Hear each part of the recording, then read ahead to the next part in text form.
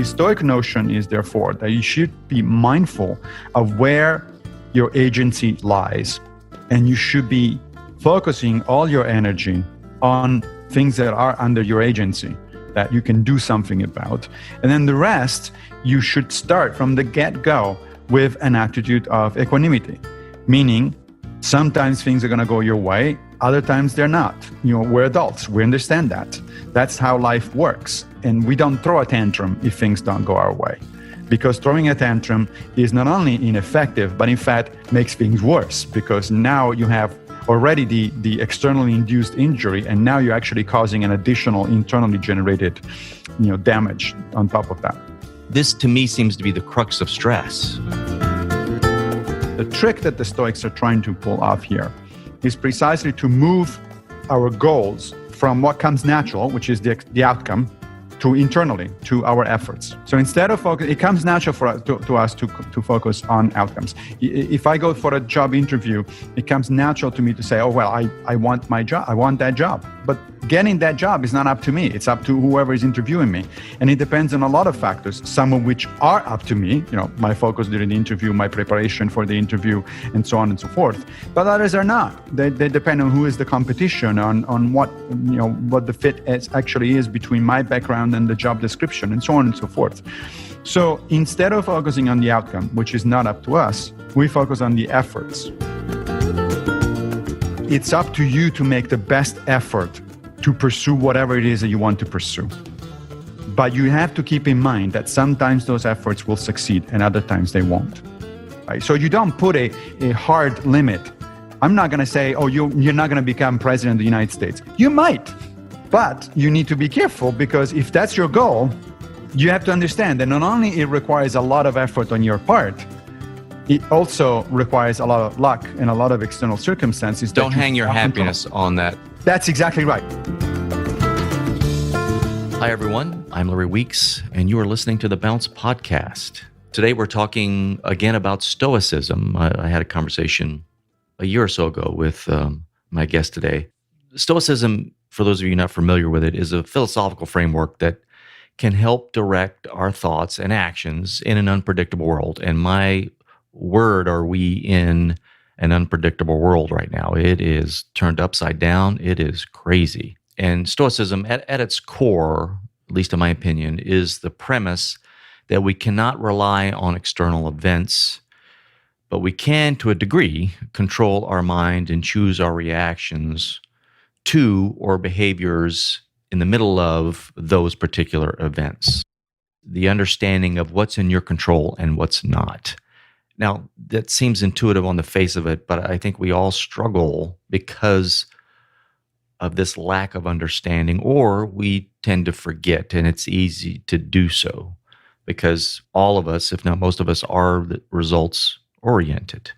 If we see a good or bad result, our well-being is usually tied to that one way or the other. So the Stoics call this the dichotomy of control, and that's mostly what we're going to talk about. And I think if you listen, it's going to be very helpful, beneficial. So the dichotomy of control, if you can let go of the belief that you must change others or the world, that you are on the hook outside of your effort for an outcome, you can eliminate much of the stress and distress in your life. So my guest is Massimo Pigliucci today on the podcast. Massimo has a PhD in evolutionary biology from the University of Connecticut, a PhD in philosophy from the University of Tennessee. He is currently the K.D. Irani Professor of Philosophy at the City College of New York. His research interests include philosophy of science, the relationship between science and philosophy, the nature of pseudoscience, the practical philosophy of Stoicism, which is our topic today. He's also the author and editor of 14 books, including the best-selling How to Be a Stoic. And other titles include Nonsense on Stilts, How to Tell Science from Bunk, and has just published A Field Guide to a Happy Life, again on Stoicism. So on this podcast, I talk with Massimo a bit about the pandemic, which is the kind of the new norm now in podcasting these days. I always have to ask people how they're doing and what they're thinking about. We talk about how stress can be created when we think we have control over things we really cannot control, what Stoicism teaches us about achieving peace of mind We talk about serenity. We talk about ambition, the problem with goals, purely goals, and the challenge of process orientation. Very interesting and very helpful to me. And how thoughts are usually the culprits when it comes to our suffering. But he gives me a historical perspective on a crazy political season like we're in and unorthodox leaders, and how Stoics were very much civically engaged. I think there's a misunderstanding of Stoic participation, in society and an action-oriented intention. So Massimo was great as usual. So take a break from the insanity out there. Put your earphones on. Turn on this podcast. Go for a walk and listen. I think it'll do you a lot of good. So without further ado, here is Massimo. Massimo, welcome to the show. Thank you for coming on. It's a pleasure. You've written a few books. You are the man, I guess. So you had How to Be a Stoic, How to Live a Good Life, Handbook for Stoics, Answers for Aristotle. Did I miss any? No, so Answer for Aristotle was before I actually got into Stoicism, and it was one of the things that got me into Stoicism, because the point of Answers for Aristotle was to try to bring together the best of what philosophy and science have to tell us about how to live a good life. Because my background is dual. I have a background as a biologist and as a philosopher, and so I thought surely if we combine the two, we can get a better grip on how to live a good life. And it was the title was not my choice. It was the publisher's, Answers for Aristotle. When they told me, I said, I think that's presumptive. I mean, who the hell am I to answer Aristotle? But anyway, their idea was that Aristotle was in fact one of the first people to raise the question of how to live a good life and to seek answers in philosophy and in what we would today call science. So, in a sense that was actually okay. One of those that you mentioned, How to Live a Good Life, is an edited book that I co-edited with my friends Sky Cleary and Dan Kaufman. That's not about Stoicism, but it is about the broader question of how to live a good life. So it's 15 chapters, each one of which features a different philosophy of life. So there is one on Stoicism, but there is also existentialism, ethical culture, Epicureanism, Confucianism, Buddhism, Taoism, and so on and so forth. So it's meant to be an overview of how different cultures have addressed the question. It was a lot of fun to put together. The three that are actually specific about Stoicism are: the first one you mentioned, How to Be a Stoic. The second one is a handbook for new Stoics, which I co-wrote with my friend Greg Lopez, and it's essentially almost all about exercises. It's about how to practice Stoicism.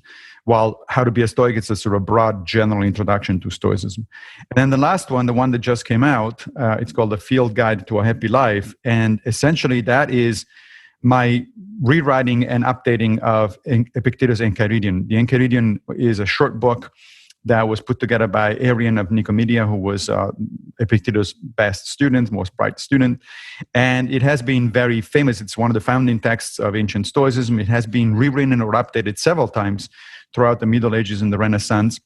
And I figured that it was due for another sort of little bit of thinking about how to put the same ideas in terms of, in modern terms, in accessible terms, using modern examples. And also, there are some cases where I actually disagree with Epictetus. And so I go through and I say, okay, well, that made sense like 18 centuries ago, but it doesn't necessarily hold up to scrutiny according to modern philosophy and science. So we might need to change a few things. So it's both, in a sense, my homage to Epictetus, because he's definitely been the most influential of the Stoics on my own personal life, and at the same time an attempt to update Stoicism for the 21st century. Yeah, I think you call it Stoicism 2.0, but it changed your life in 2014. Is that right?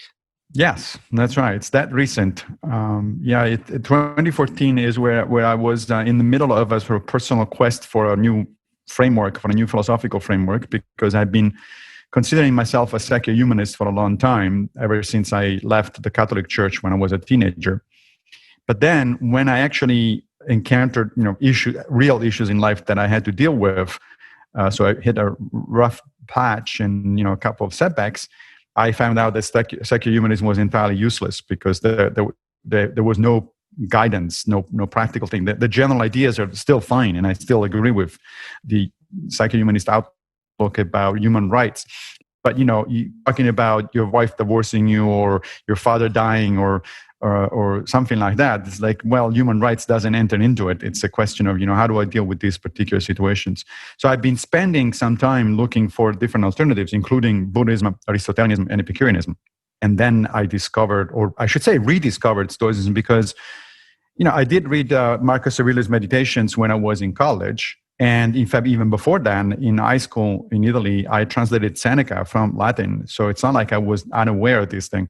I was just talking to a friend yesterday about some quote or whatever that all of a sudden means something to my friend and I now that we knew about it then, but there's some kind of experiential knowing. Does that make sense? It makes perfect sense. I mean, it's called experience and life experience, and I think a little bit of wisdom comes out of life experience if you are inclined to reflect and learn from your life experience. And the pieces fall together, and all of a sudden, this framework, yeah, exactly. Now, that's not to say that Stoicism wouldn't have been helpful in my life much earlier had I actually encountered the philosophy in a systematic way. That must be universal. That, and maybe this is a kind of a Stoic principle, that there's good in the bad. Ben Franklin, I think, said, "Experience keeps a dear school, but fools will learn in no other." I like that saying, but it seems like there's some things you just can't. It's like diagramming how to swim, it seems to me. Like you can actually learn and know the strokes or watch a video, but until you get wet, there's no really learning. One of the things that I caution people is like, okay, but you need to be careful and understand that, first of all, Stoicism is a philosophy. Therefore, it's not a panacea. It's not going to solve your problems overnight. It's not a silver bullet, nothing like that. And you have to take it. Yeah, sure. You can use it as an emergency medication, so to speak, right in the middle of the crisis. But actually works better if you prepare yourself for the crisis ahead of time. So if you are picking it up, if you pick up a book about Stoicism, or you talk to somebody about Stoicism in the middle of a crisis, be careful that you need to set your attitude accordingly. You need to give it time to work. You need to do it seriously. You need to do it consistently. You just don't pick it up and say, oh, well, it didn't solve my problems in a week, therefore it's useless. Because unfortunately, we do live in a society, especially in the United States, where we always look for the silver bullet, the bottom line, all these things that are clearly, effective immediately. I want the pill that solves the problem. Well, Stoicism is not going to be a pill. And it doesn't solve problems necessarily. What it does is it allows you to look at problems different, and it allows you to cope with problems, but it doesn't necessarily by itself solve them. The pandemic is still here. It's not like it's going to go away because people become stoic. Yeah, I liken it to, I almost hate to use the word stoicism.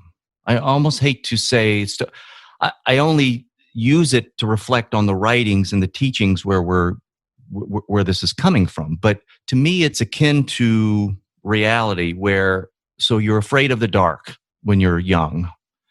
And there's just this evolutionary reaction to darkness, but there's nothing to be afraid of. And you realize there's nothing there when you turn the light on. To me, that's aspects of Stoicism, that's aspects of science, that's aspects of even Buddhism. It's pulling the curtain back to say, this is what life is. You are watching TV, you're listening to music, you read books and stories. All of that is fantastical and magical thinking, but here's the reality behind it. Here's how the world works. We're saying, hey, Stoicism will help you. It's not that as so much as Stoicism will help you see better. That's correct. I mean, not just Stoicism, but philosophies in general, life philosophies in general, they are really a framework for how to look at things differently. And yes, if they're good philosophies of life, they will help you look at things as close to as they really are as possible. Right? One of the major tenets, for instance, of Stoicism, or one of the major practices of Stoicism, is to try to keep separate an objective description of reality from your judgments. Right? And that's not because your judgments are necessarily wrong. Your judgments may turn out to be correct or incorrect, but you need to keep them conceptually distinct. So, for instance, if somebody says, "Oh, there's a pandemic, and the way it is affecting me, it's a catastrophe," well, there is a pandemic is a statement of fact. There's no question about it. There is a pandemic, and that comes with a certain other statement of facts about how the world is now working. Right? Whether it is a catastrophe or not, Well, that's actually your own judgment, right? And as I said before, for me, it has not been a catastrophe, and in fact, it has been an opportunity in some sense to do things differently, to expand the reach of the people that I actually can talk to and hopefully help out. So now, for other people, it really will be a catastrophe, or it has been a catastrophe. If you lost a loved one, or if you got sick, or if you lost your job, that it's problematic. I'm not trying to dismiss, people's suffering, but even in those cases, you want to keep distinct the actual facts from your judgment, because even a situation that is pretty bad may, in fact, offer you a reason to reflect on things, a reason to do things differently, a reason to learn from your experiences as opposed to just going into despair. This is something not very different, really, from what modern cognitive behavioral therapy, which, as you know, was inspired by Stoicism, actually tells you, right? The rational emotive behavioral therapists have this phrase. They say that people often catastrophize things. That is, they look at a setback and they immediately go, their thinking immediately goes in the most dark direction possible. And of course, scientific evidence shows that that's not helpful, right? If you're going in that direction, you're just making a bad situation worse because you're paralyzing yourself. You're starting thinking in a negative fashion. Part of the notion here is just don't indulge in either in catastrophizing on the one hand, or in wishful thinking on the other hand. It's like people that keep saying, oh, especially certain politicians, oh, the pandemic is just going away. The virus is going to go. No, it's not going to go away. It's still with us. We have no idea if and when it will go away. Am I hopeful, for instance, that there's going to be a vaccine? Sure. Am I confident that there will be? No. As a biologist, I understand how difficult it is to produce vaccines that are actually effective, safe, et cetera, et cetera. It takes a long time to do it, and sometimes it's just not possible. There are certain viruses for which we don't have vaccine, the common cold being one of them. So, will it happen? Maybe. I certainly hope it will. But I have to be prepared for the possibility that that's not going to happen, and therefore that this thing is going to be with us for years, not months. You've already jumped in. You've pulled Epictetus into the room with us. That's great, because you're talking about the dichotomy of control, and that seems to be the crux of it. But let me jump in here, because when I reached out to you, I wanted to talk about peace of mind or serenity. People are stressed out. We're already talking about dealing with the pandemic. The ancient Greeks called it Ataraxia, but serenity from the Stoic sense, this peace of mind comes from understanding what's in our control versus not in our control. And a part of that is what's not in our control, we have to accept, right?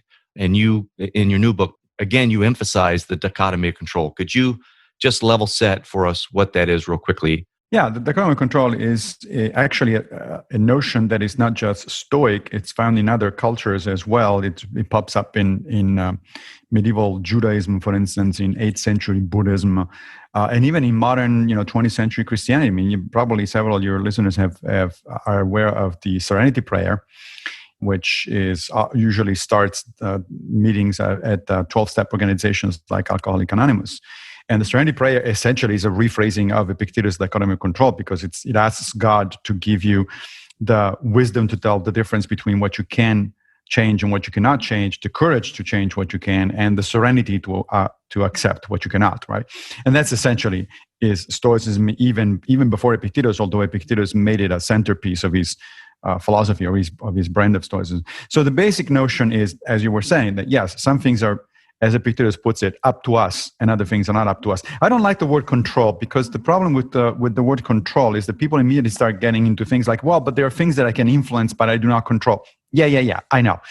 So let's not talk about control, in fact. Yeah, you mentioned that in the book. Yeah. Let's talk about what is up to you, meaning where does the buck stop? And what Epictetus says is that, look, the buck stops with you in a very limited number of circumstances. It concerns only your opinions, your considered opinions, your endorsed values, and your decisions to act or not to act. Those are really up to you. Okay? Other people can try to influence them, of course. They can try to talk you in or out a certain opinion or judgment, and so on and so forth. They can try to get you to act or not to act in certain ways. But ultimately, it is your responsibility. Okay, if you decide, you consider a problem, and then you decide to act in a certain way, that's you. That's on you. Meaning that, including your health, since we're talking about in the middle of a pandemic, your reputation, your career, your or your relationships. Those are all things you can definitely influence, obviously. But ultimately, the outcome doesn't depend on you. Let's talk specifically about health.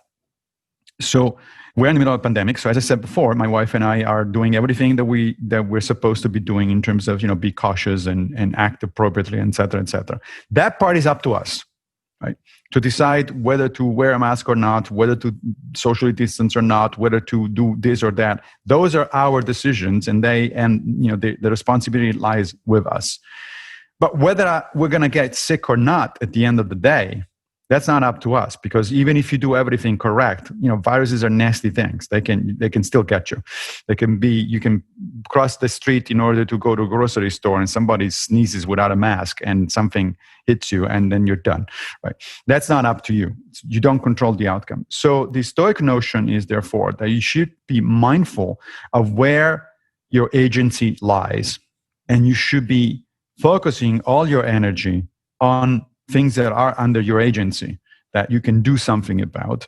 And then the rest, you should start from the get-go with an attitude of equanimity, meaning sometimes things are going to go your way, other times they're not. We're adults. We understand that.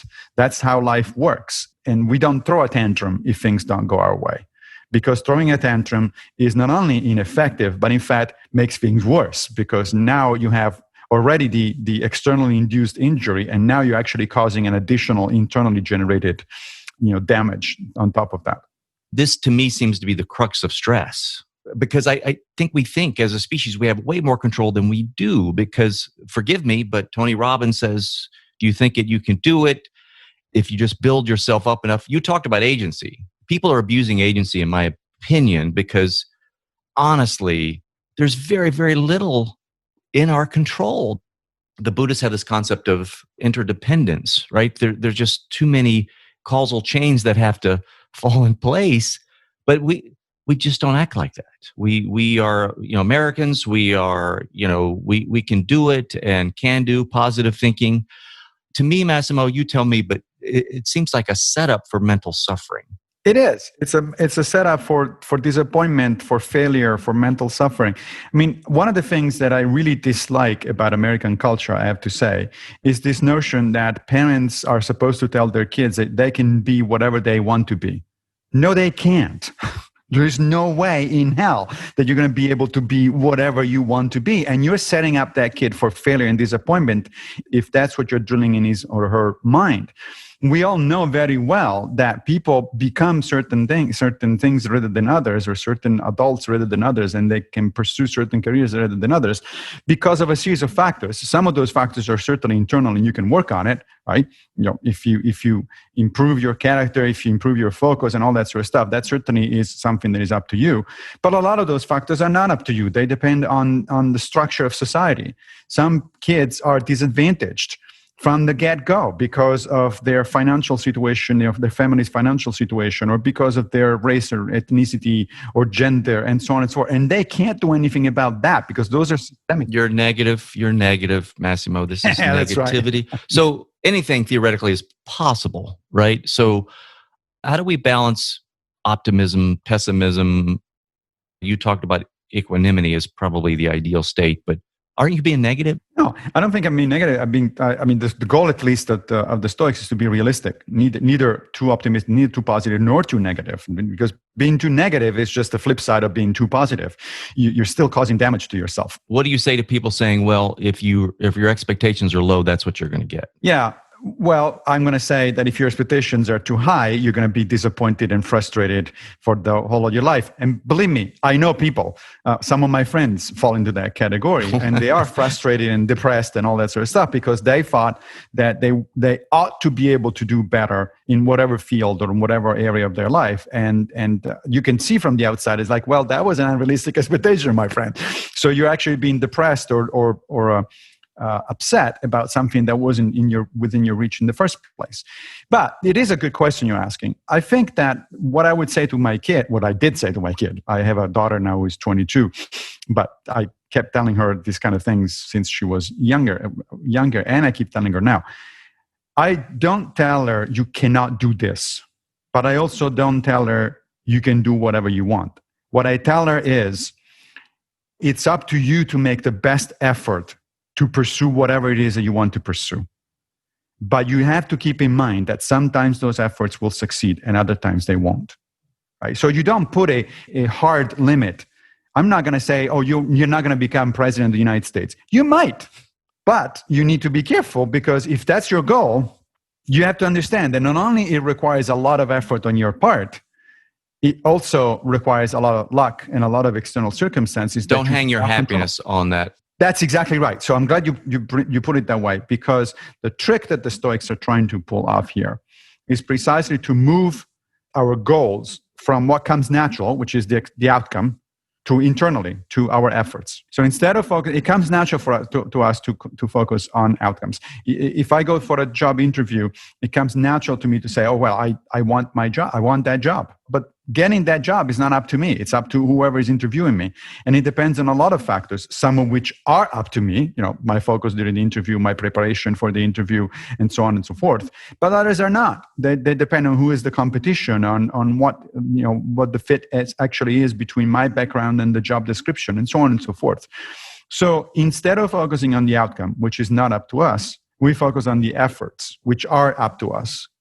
Now, guess what? Because the Stoics, just like the Buddhists, do believe in a complex web of cause and effect, it turns out that other things being equal, if I make the best effort, that's what maximizes the likelihood of actually achieving the objective. The chances that I get a job are definitely higher if I put together the best resume that I can, if I'm focused during the interview, if I'm dressed appropriately, and so on and so forth. Those things don't guarantee the outcome, and that's what needs to be kept in mind. But certainly they increase the chances.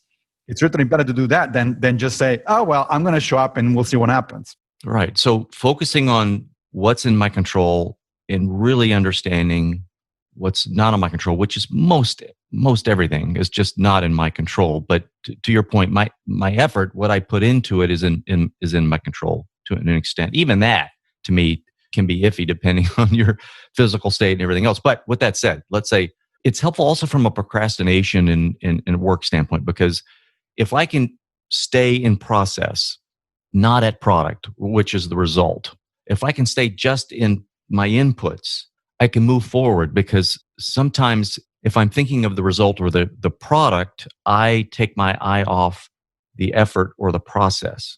Yes. And I don't know about your experience, but my experience, even before I got to Stoicism, was that the pleasure actually of doing things was always in the process, never in the outcome. Like, for instance, when I went to graduate school at University of Connecticut back in 1990, of course, the goal was to get a PhD in biology and to start a career as a biologist. So those were the objectives. But then I got, the day, I still remember very clearly, the day of graduation. It was a great day. My family was there. My advisor, who's now my friend, was there. It's great. I enjoyed it for a few hours, the actual accomplishing of the goal. But then I immediately started thinking, okay, what's next? What's the next process? What is the next thing that I want to do? The same with publishing a book, for instance. And one of the things I have to tell you that it's kind of interesting to me about now, I'm doing a large number of interviews about A Field Guide to a Happy Life, the new book that came out. But for me, that book has been in the past for months. The interesting bit about that was writing it. That was the fun part. That was the interesting, I don't mean fun as in, but as in, it was the interesting process of actually doing the research, writing it, editing and all that sort of stuff. But once it was delivered to the publisher, that's it. It's out of my mind. I've already been working on a number of other projects. I have a book that I started doing research now already for about a year. And then I'm going to start writing in the next few months. So it's kind of jarring, actually, when people call me and they want my comments about A Field Guide. I said, oh yeah, that's right. But that has been out of my mind for a while. I had to actually kind of go back to it, because the goal, what I get pleasure out is not the actual final result. Yeah, it's nice to have a copy of the book here in my library, right? It's like, it's nice. But I don't give it much thought. A lot of authors are focused on their sales numbers. They constantly check the Amazon ranking numbers and all that. I don't. And it's not because I don't care that the book does well. Of course I do, because the effort, the point of the book was to try to bring Stoicism and Epictetus in particular to as many people as possible, because I think it is actually helpful to other people. So I certainly do care at that level. But I don't check the numbers. I'll get a report from the publisher 6 months after publication, then I'll know more or less, how well it's done. But frankly, if it does well or not, it doesn't matter. I had to write it. My thing was, it was in me. I had to write it. I had to get it out. And once it's out, it really is out. I'm now thinking about something else already. So attachments to outcomes is probably hardwired in us, right? And that's hard to let go of. Intellectually, we can talk about it and say, this is what we should do. But is there any psychological trick to that? Yeah, there is. And in fact, again, the modern cognitive behavioral therapy and behavioral science in general have built on and expanded on the kind of tricks, so to speak, that the Stoics came up with, 2,000 years ago. You're absolutely right. It does come now. I don't know about being hardwired, because to me as a biologist, the word hardwired means it's in your genes and all that. And I don't know, because it's really hard when it comes to human beings to tell the difference between what is genetic and what is environmental and so on. Right. Yeah, it comes automatic. That's right. It certainly comes automatic. But whether it comes automatic because it's in our genetics or because we grow up in an environment that makes it automatic, that's an open question. And honestly, anybody who tells you that they know what the answer is, they're bullshitting. It's like, no, nobody knows. Nobody has any idea. But setting that aside, I certainly agree with you that it comes automatic for whatever reason, right? And so that means you have to, in a sense, the goal here is to reprogram yourself, to rewire, if to use your metaphor, to rewire. Luckily, we do know from neurobiology that the brain actually is much more plastic than we used to think. Until a couple of decades ago, scientists thought that the brain, once it's reached its adult stage, that's it. Pretty much it's set. There's not much going on there. We now know better. We actually know that there's a lot of plasticity, neuronal plasticity in the brain. Things get rewired all the time, according to your experiences, your thinking, and so on and so forth. So the trick here is to gradually internalize the notions that the Stoics are putting forth. And the way you internalize them is by repetition. That repetition can be because you read the same things over and over, because you write the same things over and over. One of the, as you know, one of the standard techniques in Stoicism is the philosophical journal, where you spend a few minutes every night just writing to yourself about what happened in your life and how you reacted and how you should have reacted, that sort of stuff. And talking to other people, that's why it's important to confront yourself, compare yourself with other people, other practitioners ideally, or close friends who are helping you out, moving in the right direction. This is how you rewire yourself. That's why I was saying earlier that it's not a silver bullet. You can't just say, "Oh yeah, I understand the dichotomy of control. That's it. Now I'm done. I internalize it." No, you haven't. But think about it this way: it works in the same fashion in a lot of other applications. When you learn to drive a car, you can study the theory all you want, and you should study the theory, because there's no substitute for studying the theory. But once you get into the car, initially, you're a nervous wreck, because you're not used to pay attention to so many things. You have to pay attention to shifting the gears, the steering wheel, the brakes, the accelerator, the people around you, the people in the car, the traffic lights, everything, right? And initially, it's a really demanding thing, and you have to pay attention, consciously. But the more you do it, the more it becomes habit. The more it becomes kind of automatic.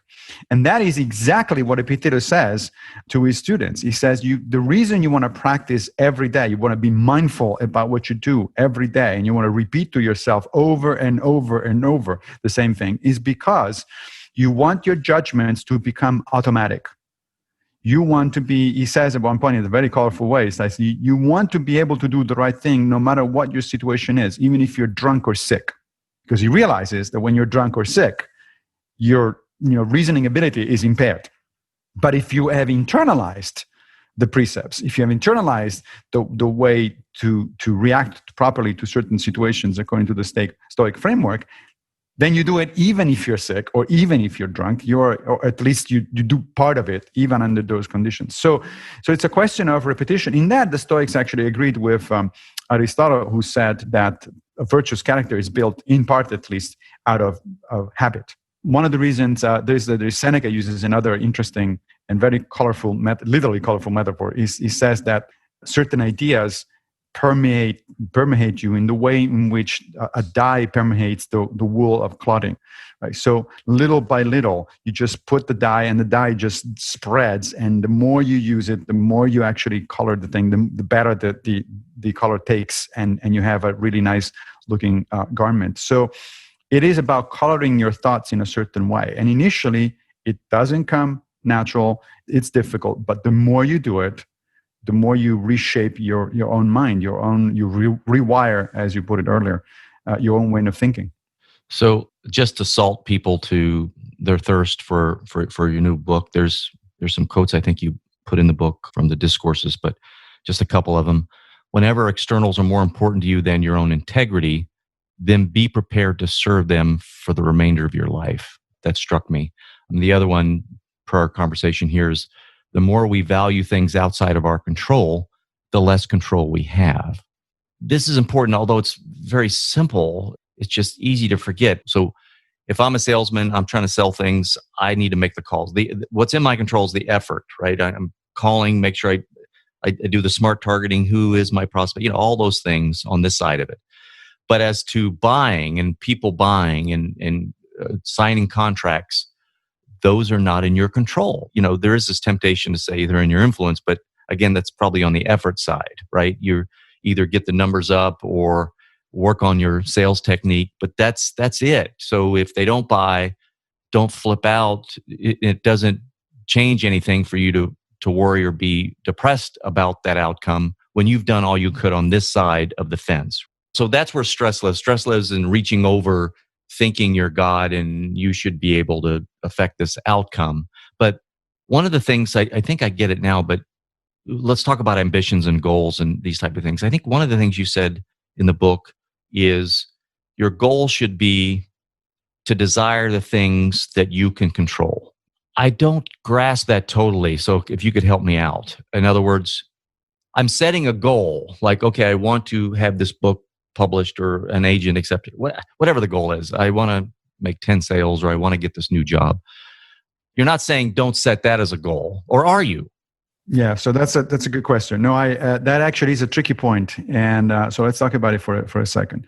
So when Stoics say that you should desire only things that are under your control, what they mean is that your utmost desire should be to arrive at good judgments, because arriving at judgments about things, decisions to do or not to do things, that's under your control, right? You can still set goals, but you don't desire those goals, meaning that your self-esteem doesn't depend on the accomplishing of those goals. If you fail at a goal that you set for yourself, you don't beat yourself up because you know you've done everything you could to achieve that goal. It just means that for whatever reason, it wasn't in the cards, okay? So that's what they say. It's not desire here. It's a tricky word because it's actually a technical word in Stoicism. It just means that, in a modern way to put it, is you should just focus on your efforts and your judgments. And then the rest, you should, of course, you're going to have goals. You want to accomplish certain things and stay away from other things. I want to accomplish, writing my next book, for instance. And I also want to stay away from other things like, getting affected by the COVID virus. Those are certainly goals. But should I not picture me winning that award or getting the sale or... If it works for you, if it helps you visualizing the accomplishing the goals, sure. For me, it doesn't actually work. I mean, when I visualize those things, like, okay, well, I already knew that that's what I wanted to do. So now the real question is, what steps do I take in order to get there? I mean, sometimes people seem to think, even some psychologists seem to think that visualizing a positive outcome carries some kind of magical, implication. Yet the universe is somehow going to make it more likely that it's not. It doesn't affect the cause and effect, the web of cause and effect at all. So if by visualizing you mean, should I actually have a plan for how to get there, right? Absolutely. In fact, Epictetus says something really interesting in the Enchiridion, in the manual. He says, so you want to be an Olympic athlete. You want to win the Olympics. Well, who doesn't? But are you prepared to do what it takes? Are you prepared to, exercise hard every day? Are you prepared to eat only certain foods and not others? Are you prepared to stay away from certain pleasures? When you get there, are you prepared to eat the dust if an opponent actually is better than you? Are you prepared to do all those things? Do you have clear in mind what that means? Or are you just in love with the idea of being an Olympic winner, right? If you're in love with the idea, don't do it. But if you understand that, yes, if I want to do this is all the steps that it takes, and this is what it entails, absolutely. I'm again, the word desire trips me up in this context. So to desire the things that are in your control. So I'm working with a startup right now. I'm trying to help them achieve certain goals. One of them being kind of an IPO, but I've got various projects and goals I'm trying to achieve for them. But I've been focusing on my inputs. So at the end of the day, I'll say, did I make 100% effort? Did I do the things I set out to do? Specifically, they were in my control, right? Whatever the outcome. I don't even reflect on the outcome. I reflect on my inputs.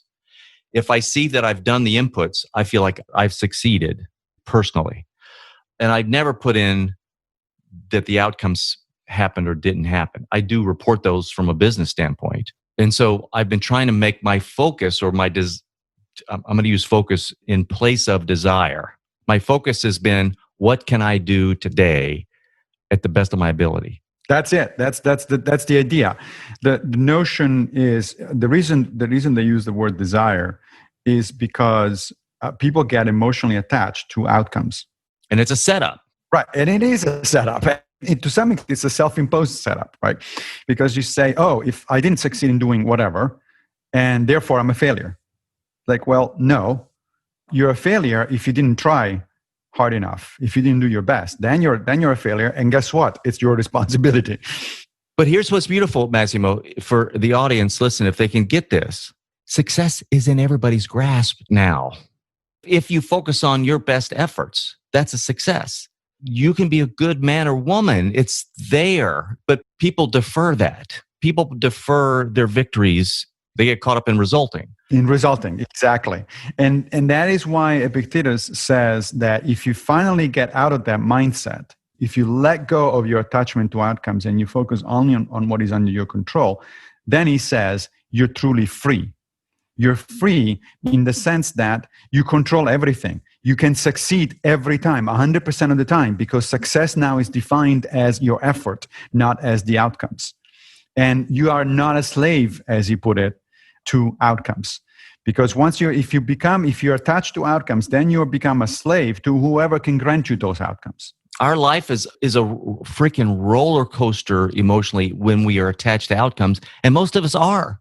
We absolutely are. Just, again, I think part of this is, hunting the boar or something. I don't know. But this can remove the waiting. Just get on with it. Forget about the outcomes. Play the game. Exactly. So when I was, advising and comforting to some extent, my daughter was in college, and she, in the end, she graduated with honors and top of her class. There was no problem. But throughout those 4 years, she was constantly focused on the outcomes. What grade am I going to get? Am I going to pass this course? What does the professor think about me? And I kept telling her, those are the wrong things to focus on because those are not under your control. What is under your control is your efforts. Did you do the best that you could in this particular course? If the answer is yes, then let the rest go because that is going to free you. It's going to free you emotionally. Trust me, if you do your best, the outcomes more often than not will come. It will go your way. So long as you understand that even your best effort don't guarantee outcomes. Sometimes you will not do well, but that's okay. But let's talk about anti-fragility. Let's talk about resilience, because let's say they don't. If you've done your best, there's going to be a larger peace of mind. There's going to be greater peace of mind at the end of the day when it falls apart and it doesn't work, because you have approached this in a psychologically healthy way versus, not only putting all the effort in, but then failing and then now crumbling mentally because you failed. You can go forward, do the same things, but then not crumble. If in fact you can make this less worse. Forgive my grammar. Yes, absolutely. When things don't work out, that could be for a number of reasons, right? And it does pay off to sit down and reflect with your philosophical diary in hand and say, okay, what actually did happen here? Sometimes it will turn out that in fact you did not do the best you could, or you made some decisions that were not the best decisions. In which case, by all means, do not actually self-flagellate. Don't say, oh my gosh, I did this. Just learn from the experience. Say, oh, okay, it turns out when I think about it calmly, that I made that mistake. I made that judgment call that wasn't the best one that I could. So now I know. right? So now I learn and I can move forward in a way that is going to be better, more efficient, etc. But a lot of the times, the outcomes will not, in fact, work your way, not because of something you did, but because of external circumstances, in which case, what do you want to do? I mean, the circumstances, the external circumstances are not in your control. There's a wonderful phrase by Marcus Aurelius in the Meditations, one of my favorite quotes, where he says, so the cucumber is bitter, don't eat it. Why do you have to go on and complain about the fact that there are bitter cucumbers in the world? If you don't like certain things, just try to avoid them if it is in your power to do so. But then going on and raging against the universe because, oh my gosh, there are bitter cucumbers in there. It's like, that's not up to you. So right now, people are raging against wearing masks. And forget about the science. Why are you making this worse for yourself? Let's say you don't believe a mask, but the law or the rule, you need to wear a mask. You're just making life more difficult by not putting on a mask. You don't have to believe it, but you put it on. This is the way it is right now, albeit temporarily. People are trying to reach over into things they can't control and control them. And they're fighting in stores. They're tearing after each other. So for the Stoics, the way a Stoic would look at the issue of wearing or not wearing mask is in the following fashion. So as you probably know, the Stoics thought that there are three areas of study that we should pay attention to, what they call the physics, the logic, and the ethics. The ethics is literally the study of how you live your life. So it's the crucial part, okay? It's what you want. You want to figure out the best way to live your life. But they said that you're not going to live a good life unless you also understand the physics and the logic. Physics didn't mean what it means today. It comes from physis, which means nature in Greek. And so it basically means the facts. You need to understand the facts of the situation as much as possible. And then logic also was broader than we refer to today with that term. It just meant any kind of sound reason, anything that improves your reasoning, right? So let's apply the situation to the masks, for instance. The best facts at our disposal, the studies that have been done, the research has been done, do indicate that masks decrease the chances you're going to get infected, and they decrease the chances that somebody else is going to get infected. Do we know this with 100% certainty? No, because human beings don't know anything with 100% certainty. But the current clear, weight of the evidence goes that way. So now comes the logic. So the logical thing to do, the reasonable thing to do, therefore, is to say, well, unless the evidence changes, unless there comes up some new information that tells me otherwise, for now, I'm going to go with the assumption that masks are actually useful, particularly because it doesn't cost me that much to actually wear them. It's not a big deal. It's a minor inconvenience, right? And if that minor inconvenience has a significant chance of saving your life and saving other people's lives, well, that seems like a no-brainer to me, quite frankly. Those two things inform the ethics. The ethics has to do with how to live your life. Well, a big part of how to live your life is to actually be mindful of other people's health, other people's well-being, other people's flourishing. So if in fact, it turns out, for instance, that the evidence says that unless you're wearing, high-grade masks, wearing a cloth mask, one of these that are now very popular, recyclable, reusable, and so on and so forth, that actually only protects you in a mild fashion. I think the latest figures that I've seen is like you only get about a 25-30% protection. But you do protect at a much higher rate other people, because if you sneeze or cough inside your mask, mostly it stays inside your mouth and it disappears. It dissipates. It does go into the air, but it dissipates in such a way that it's very unlikely to affect other people. So basically, wearing cloth masks gives you a little bit of protection, but it gives a lot of protection to other people. Those being the facts on the ground as best as we can ascertain them, then I'm going to question, why on earth would you not wear a mask? You are imperiling other people's lives by not doing so. We've been here before. Seatbelts. When seatbelts came out, when laws requiring people to wear seatbelts came out, there were people who said, "No, it's my freedom. It's my constitutional freedom not to wear seatbelts." Absolutely. And I still remember, actually, not just in the United States, in Italy, when the seatbelts came out, I remember that in Naples, where people try to outsmart the system all the time, people started wearing T-shirts that had a fake seatbelt drawn on them, so that the police wouldn't, from a distance, you couldn't tell. Really? The person. Oh my gosh! Right. That's Why? interesting. Because, I don't want the government to impose for certain things on me. But guess what? You live in a society. The government is supposed to be imposing certain things for your safety and other people's safety. The seatbelts don't just save your lives. They also save other people's lives, because you're less likely to get into accidents that it's going to actually affect other people. The same with the helmet of, in motorcycles and things like that. Sure, it's your business if you splatter your brain on the pavement and because you don't have a helmet. But then somebody else is actually going to have to pick you up, bring you to the emergency room, and spend a lot of resources and time that could be employed to save somebody else. So you're actually responsible indirectly for other people's welfare by not doing your part.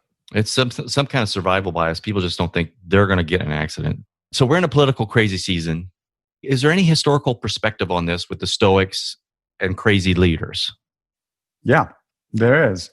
And interestingly, it speaks to a common misconception about Stoicism. A lot of people think, even including some Stoic practitioners, think that Stoicism is a quietist philosophy, that it's all about inner control and it's all about inner serenity and all that sort of stuff. Therefore, you should stay away from politics and accept whatever stuff happens in the outside world.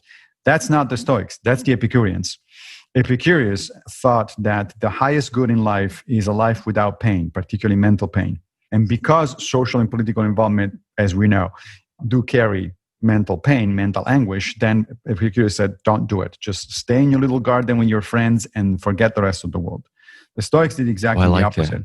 Yeah, I know. A lot of people like that. But the Stoics were exactly the opposite. They actually thought that because we're members of the human cosmopolis, because every other human being on earth is our brother and sister, we very much need to be involved in social and political issues. And they did it. And there are several documented examples. There's something called the Stoic opposition. This was a group of senators and Stoic philosophers who vocally opposed 3 emperors, Nero, Vespasian, and Domitian, because they thought that those emperors were tyrants. And they suffered the consequences. Some of these philosophers and senators were killed. Others were sent into exile. Epictetus himself was one of them, and he was sent into exile by Domitian as a result. And he had to move to Nicopolis in northwestern Greece to reestablish his school. Not only that, but some Stoics actually went so far as to literally pick up arms to defend their country against what they perceived as tyranny. The most obvious example was Cato the Younger, who is a role model for Seneca. Cato lived in the time at the end of the Republic, right before the Empire, and he thought that Julius Caesar was a tyrant that wanted to establish a monarchy, essentially. And he was right, incidentally. So Cato thought it was his duty first to fight Caesar politically in the Senate. They were both members of the Senate. And we have actually a lot of documentation about the speeches that they both gave against each other. But when the situation became critical and Caesar essentially started using violence to impose his will, then Cato took up arms. He raised an army, he helped raise an army, and he fought against Julius Caesar on the battleground. He lost, and that's why we have the Republic collapsed and we have the empire coming after. But so the Stoics are not shy from political and social involvement up to and including revolutions, if it comes to that. That's obviously the last resort. But even if it comes to that, if you're talking about gross injustice and tyranny, that is where you need to go. Now, hopefully, we're far from that point in the United States. but the point is, we all think we're in the worst situation, and this could be much, much worse. And that actually is another Stoic technique, which you find a lot used by Marcus Aurelius. This notion of remind yourself that other people have been through something like that or worse, and they managed.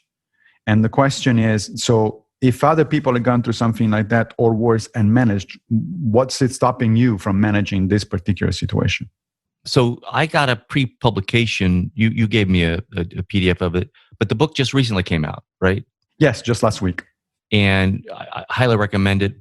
Is the blue book the handbook?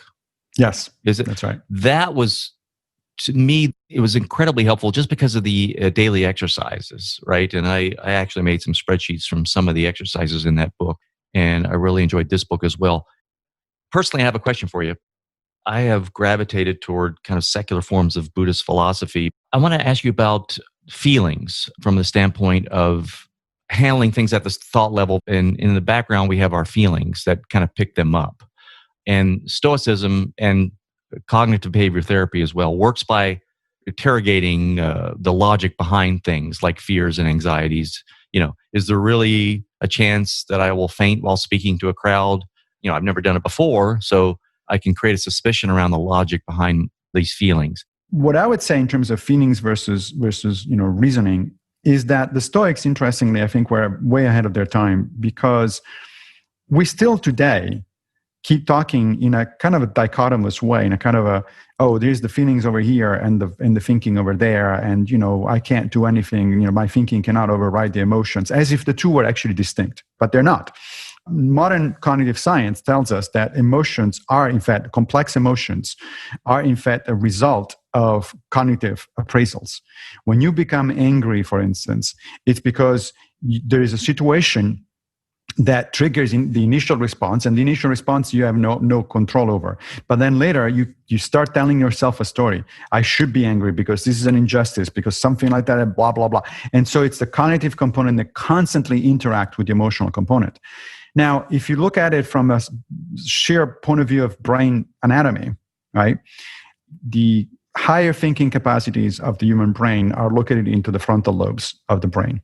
That's where your thinking rationally, thinking reasonably, and so on and so forth comes from. Your amygdala in the back of the brain is where your emotions can originate, your emotional response originated. And then there are the parietal lobes.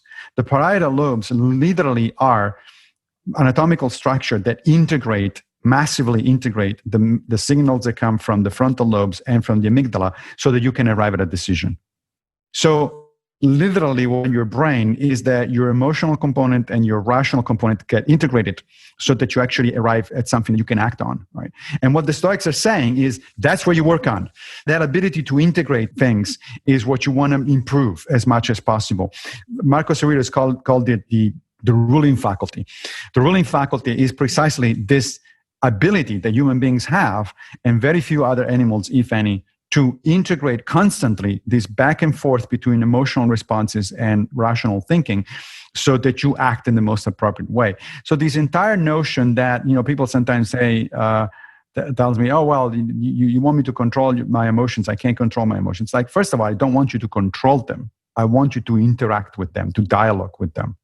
And second of all, of course, to some extent, you can change your emotional responses by thinking about stuff, because your emotional responses in the first place are the result of the way you think about stuff. They don't just come out of nowhere. They are the result of often implied judgments, right? Like somebody says something offensive to you and your immediate reaction is to get angry. Well, that means that your immediate reaction includes the judgment, often unspoken, and even sort of subliminal, but includes the judgment that, it's bad to be offended, right? But what he told me is it's bad. But the Stoics would say, what do you mean it's bad? It's just air that is moved by somebody's mouth. That doesn't really affect you. It doesn't do anything to you. And so if you start thinking of it that way, you say, oh, right, so there's no reason for me to get upset, and your anger subsides. I get triggered. Let's say I get angry about something, and this impression comes up, and the impression is anger. I think you're saying that the Stoics say to reflect on, is this in my control or not in my control? And if it's not in my control, why am I getting angry? And I can decide what to do with that. Do I want to stay angry or? Correct. So Seneca wrote, of course, the book on this thing. It literally called On Anger. And what Seneca says, look, the initial reaction that you have is not under your control. That feeling that you have was like boiling inside you or something like that. And this is a good marriage of what we just talked about. Yeah, go ahead. Right. So that initial reaction is not on your control. Don't even think about suppressing it. There's nothing you can do about it. It's a natural reaction. You're a human being. In fact, Seneca says even the sage, the ideal Stoic, still will have that feeling coming in. That's just like, it's inevitable. It's like blushing. Right? Blushing is not under your control. But then Seneca says, but then on top of that once you realize that you're blushing or you're getting upset, then you start actually engaging at a cognitive fashion level with it. And it's like, oh yeah, I should get upset because the bastard he just cut me off the highway. That's where you want to intervene. That's the level when you want to say, hold on a second here. Why am I getting upset? First of all, okay, he cut me off the highway. But first of all, as far as I know, he might have a good reason for it. What do I know? Maybe his wife is pregnant in the hospital and he's giving birth to his baby and he's in a rush to get there. I don't know anything about this guy. Or maybe he's a jerk. But if he's a jerk, he's not skin off my nose anyway. fine. It's past. It's gone. It's like, what are you doing? Why are you getting upset? You're just making your own day worse by going over the thing over and over, trying to, reimagining in your head and all that sort of stuff. So what Seneca suggests is that after you feel the beginning of, the swelling up, the anger, the first thing you do before you even trying to engage at a cognitive level is you have to disengage. You have to put some emotional distance, as modern psychologists would say, between you and your own reaction. So do one of the standard things: count until 20, go out for a walk, do some deep breathing, whatever it is. Disengage from the situation until you calm down. Because if you try to reason yourself while you're upset, you're not getting anywhere. Seneca was a good enough psychologist to realize that that's true. You cannot suppress your emotions. Modern psychologists will confirm that. There's nothing, once you're engaged at an emotional level, you're not going to be able to stop it. Okay, so talking to yourself at that level, it's not a good, it's like saying to somebody else when they're getting upset, oh, don't get upset. What you're going to get in that is actually they're going to get even more upset. But if instead of saying to other people, don't get upset, you say, okay, let's disengage here. Let's go for a walk. Or, I'll buy you a drink, or whatever it is, right? That calms them down. Once they calm down, then you can say, okay, now let's talk about this. Why were you getting upset? Let's analyze the situation. Let's see how you can do better the next time.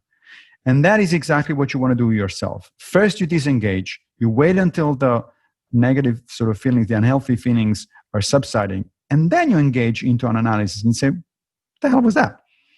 In the case of an insult, for instance, Marcus Aurelius says there's only two possibilities to when somebody insults you. Regardless of what his intentions were, right? Because you don't control his intentions, obviously. So regardless of what his intentions were, there's only two possibilities. Either he was right, that is, he was pointing out something that is actually you did wrong, or something that was actually correct, or he was not.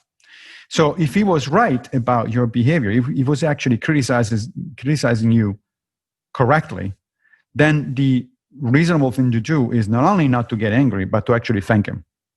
Say, oh, thank you. I didn't think about that. I was making a mistake. Excellent. If, on the other hand, he's not saying something correct, he's saying something wrong about you, it's just that, the insult does not reflect the reality of the situation, then that's his problem. He's making a mistake. Why are you getting upset?